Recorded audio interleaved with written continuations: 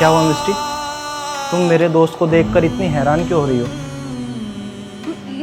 नहीं नहीं, मैं हैरान नहीं हूँ। मैं तो बस ये सोच रही थी, ये तुम्हारे दोस्त।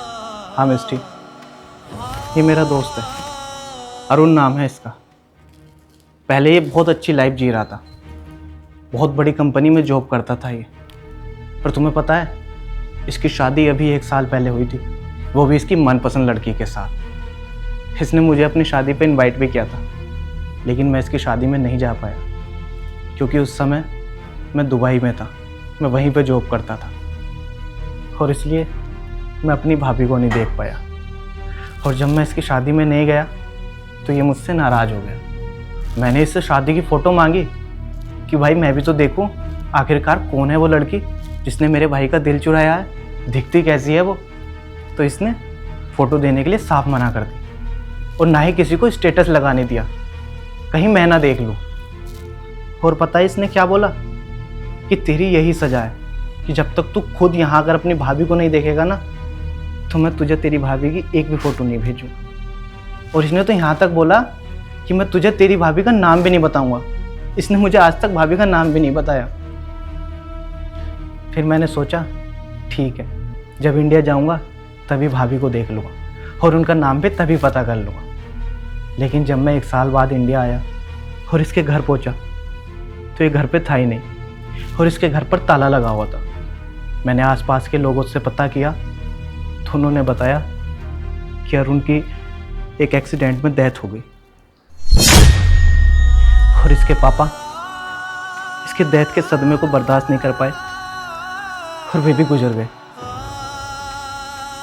और इन दोनों के गुजर जाने के बाद भाभी के घर वाले भाभी को लेकर अपने घर चले गए और इसका घर बेच गए।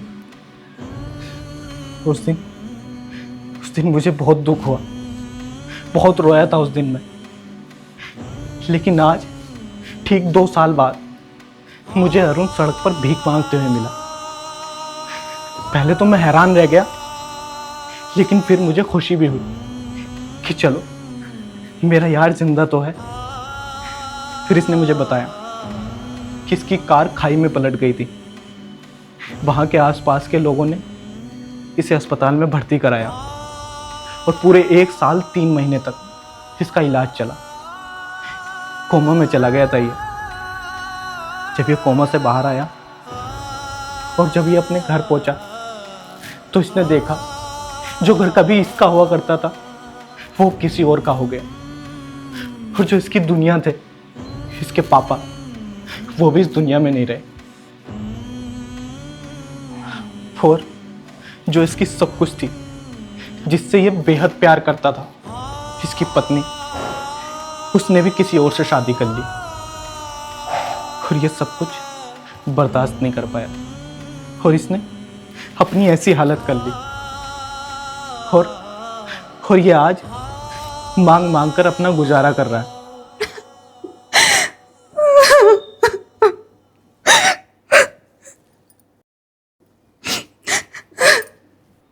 क्या हुआ? तुम क्यों रो रही हो? कुछ नहीं, तुम्हारे दोस्त की कहानी सुनकर मुझे रोना आ गया। हाँ, हुआ भी तो बहुत बुरा मेरे दोस्त के साथ। मिस्टी, तुम रोना छोड़ो। मेरे दोस्त ने बहुत दिनों से अच्छा खाना नहीं खाया।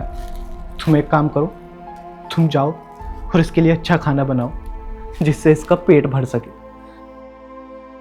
जी, अभी बनाकर लाती हूँ। अरुण, चलो।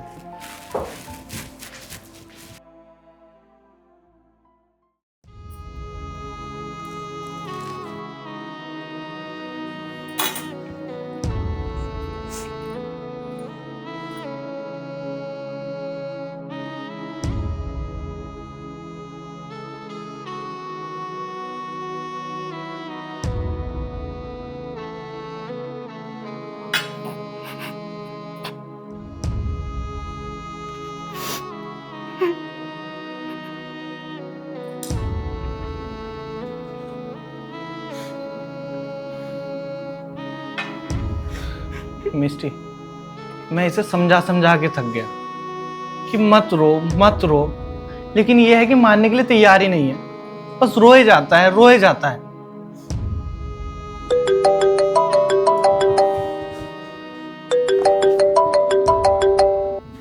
हेलो, हाँ नीचे आ गए? आता हूँ, बस मैं आता हूँ। मिस्टी, मैं भी आता हूँ। अरे खाना छोड़कर इस तरह नहीं जाते हैं। मिस्टी, नीचे सर आए हुए हैं, बहुत ज़रूरी काम है, बस वो 2 मिनट में करके मैं आ रहा हूँ। तब तक तुम अरुण को समझाओ कि ये रोए ना, ठीक है?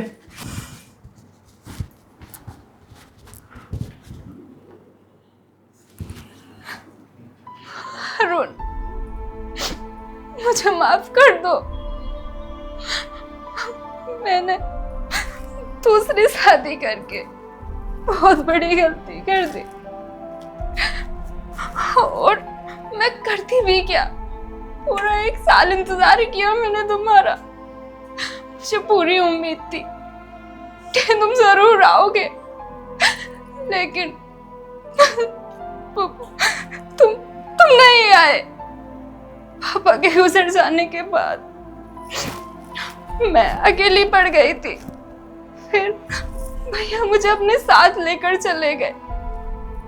वहां पर मुझे सबने बहुत समझाया कि तुम इस दुनिया से चले गए हो, लेकिन मेरा दिल नहीं माना।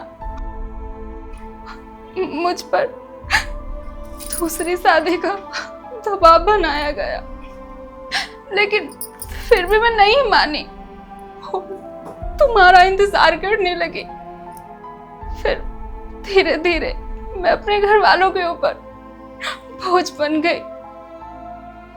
एक बार मन तो किया कि मैं आत्महत्या कर लूं, लेकिन ऐसा कर मैं अपने भैया भाभी की इज्जत पर दाग नहीं लगाना चाहती थी। मैं फंस चुकी थी, मुझे कुछ भी समझ में नहीं आ रहा था मैं क्या करूं क्या नहीं। फिर एक दिन हमारे घर मनीष आई, और मनीष ने मुझे देखा और मैं उन्हें देखते ही पसंद आ गई। और मनीष ने भैया भाभी से मेरा हाथ मांगा। भैया भाभी मुझे मनाने लगे, मेरे सामने हाथ जोड़ने लगे। मुझे कुछ भी समझ में नहीं आ रहा था। मजबूरी में मुझे हाँ करनी पड़ गई। तुम ही बताओ अरुण, मैं क्या करती मैं क्या करती।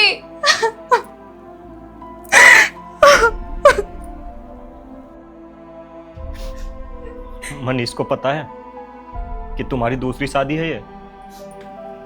नहीं, मैंने उन्हें काफी बार बताने की कोशिश की, लेकिन वो हमेशा रोक देते हैं। कहते हैं कि मुझे तुम्हारे कल से कोई मतलब नहीं है, तुम बस आज मेरी हो, बात खत्म।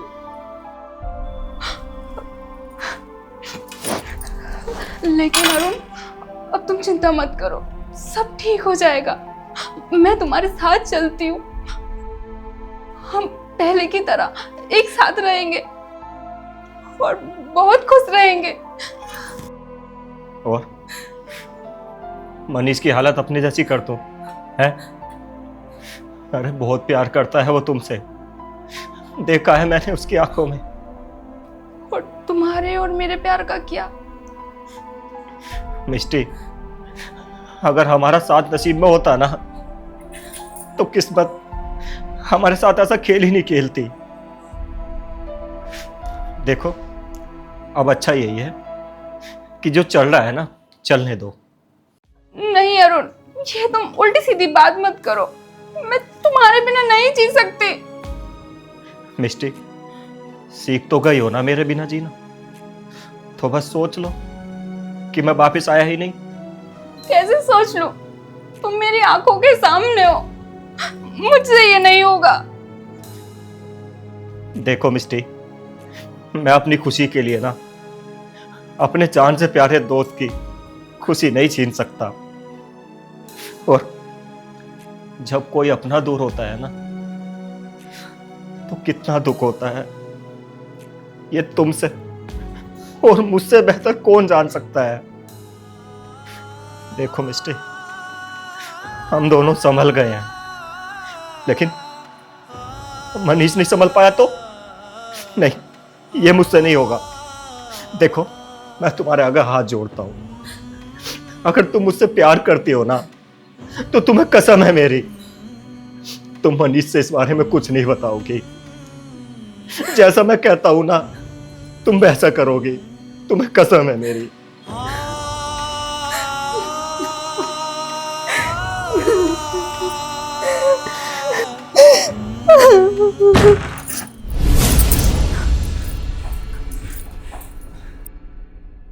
अरे मनीष, आ गया तू? आजा यार, देख तेरा खाना ठंडा हो रहा है, खाना खा ले जल्दी। अरे मिस्टी, ऐसा भी क्या जादू कर दिया मेरे दोस्त पे जो रोते रोते हंसने लगा।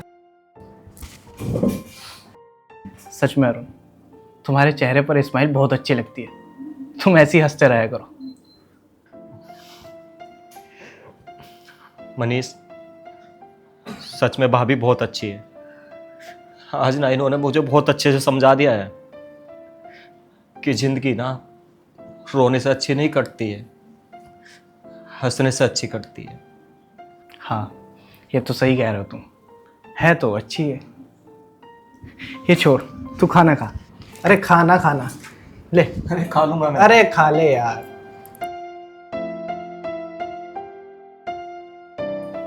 अब कब आएगा अरुण? बहुत जल्द, या शायद कभी नहीं। अरे छोड़, तू मुझसे अपनी भाभी का नाम पूछता था ना, तो मिष्टी नाम था उसका। अरे मजाक कर रहा हूं, ये तो भाभी का नाम है, मैंने पूछ लिया था इनसे। और वैसे भी जो अब मुझसे दूर हो चुकी है उसका नाम जवान पर क्या ही लाना। अच्छा ठीक है मनीष, चलता हूं मैं, ध्यान रखना अपना भी और भाभी का भी। ठीक है, ध्यान से जाना। ठीक है।